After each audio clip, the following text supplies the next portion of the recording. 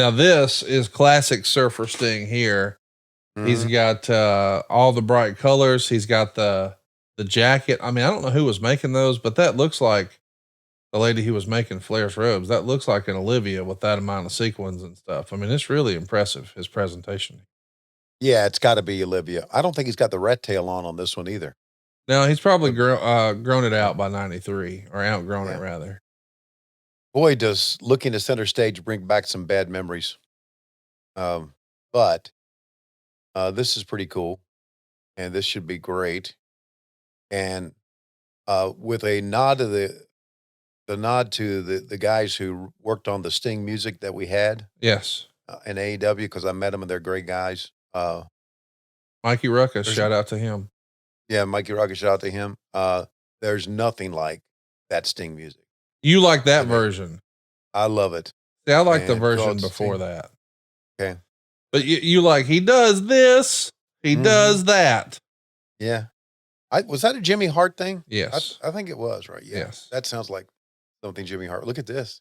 How many of these little kids that you're seeing, these little stingers, are in their 30s right now, right? Or more. I mean, Or listen, if more, that right? kid was 12, he's 40 something now. Yeah. Wow. Is that something?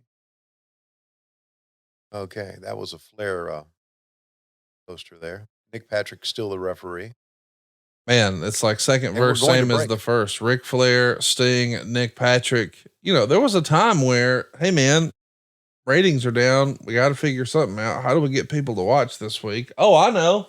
Just let Flair wrestle Sting on TV. Ta-da! Works every time. We would have never have done that in '85. Never. No Okay. chance. I mean, there's no chance. You know, That's back right. then That it was all about promos, and maybe you see Sting wrestle, you know, some local enhancement talent and get a right. win in 38 seconds, but you're not going to have a competitive match with your two top stars. No chance. No, no. Then maybe Flair would attack him and then run away, and then Yes. you say, "I'll see." Yes. Well, guess what? They're coming to the Omni. Yes, I'll go see it there.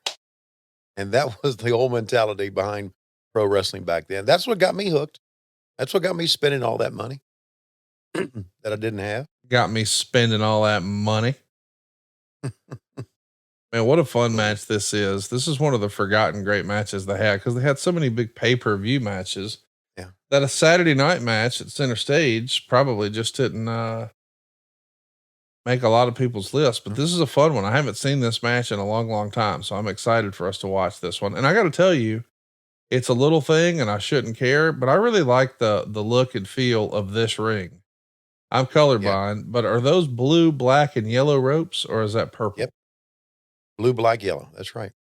Flair's in purple, Sting's in blue, light blue canvas cover for the mat, and of course the WCW colors on the side. You know, I was talking earlier about the reversal of the hammerlock. That's Yeah. what they started with, the hammerlock there too. It's clearly something that is one of their go-tos. Yeah. So they're probably working very similar match um, here than they had done. Well, again, knowing the pacing of this match, they're going to put some time into it, right? Sting goes down, and um, so if this move comes up here, first of all, I want to preface what I'm going to say if the move arrives by saying this: watching a wrestling match with Lois Schiavone Oh yeah. is kind of like watching a wrestling match with a person that's never seen wrestling before. Okay. It's like, what are they doing now? Why are they doing that? What's going on here? Why did he do that? And I said, I told her, I said, all right, Flair's going to jump up on the top turnbuckle and going to reach up. Sting's going to reach up at the throat. Flair's going to shake his head no, but Sting's going to peel him off. He said, how did you know that? Oh I said, for gosh. crying out loud. I said, I've done I've done hundreds of Flair matches.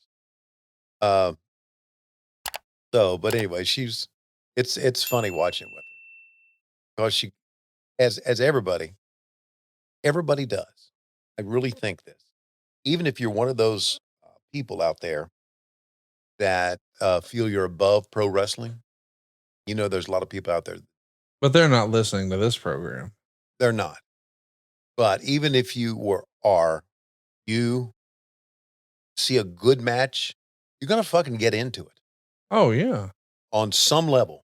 You're telling me that if you are an elitist and think that wrestling is phony, and you sit down and watch Will Ospreay going up against Konosuke Takeshita, that you're going to go, that was terrible. You're not. No.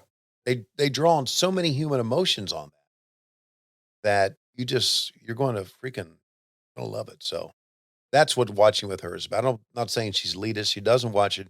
She doesn't care for it. She doesn't like it, which has probably been one of the reasons that our marriage has lasted so long.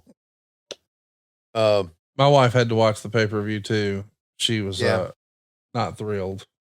Right. But I did a pregame show with Eric, and then I did a postgame show. So of course I had to actually watch it in real time. And sometimes I'll watch these shows, like I'll DVR them and then skip around, find the things I want to watch. So about halfway through the pay-per-view, she goes, "Okay, this is later than I thought. I got to go to bed. I'm getting up early." Yeah. Right. Hope it works out. I hope he wins. Yeah. She was a big Sting fan too. He is one of the few wrestlers that she holds in very, very high regard. And so when I told her that she was asking about my trip to the Huntsville show the next day, and she said, "How was Steve? Did you get to see him?" And I said, "Yeah, I saw him." She goes, "He was awesome, isn't he?" I go, "Yeah." She goes, "Even if you don't have a lot of time with him, he'll just shake your hand and look you in the eye. You just feel like he's a real human being. He's not one of these wrestlers." Yep. And I go, "Yeah, he is a real human being." Well said. I was checking out of the hotel at Greensboro on Monday morning. I always take the first flight, and I'm down there. It's me and Matt. Lance Archer was standing down there, Anthony Bowens, a couple other guys getting ready to get on the shuttle, and Sting walks down. Of course, Sting has a car, and he walks through, and we just do we talk about the glass, how, he got cut up a little bit. Everybody got cut up a little bit. How great of a night it was. And he turned around and looked at us. He said, "Well, I guess I'll be seeing you guys when I see you." And he walked out, and I remember thinking, that may be the last time I talk to him. Oh, Well, it probably not, but it could be. knowing you, I know that's the end of your effort. Exactly. I'm just good enough friends with Tony to know if he's up the street from me, he'll text me right before he leaves and said, "Thought I'd see you. See you around." And that's it. Like that's the Schiavone way. I know. And it's like, I should have said when Sting said, "I'll be seeing you around," I should have said, "Hey, call me sometime because I ain't gonna call you, dude." I should have said that.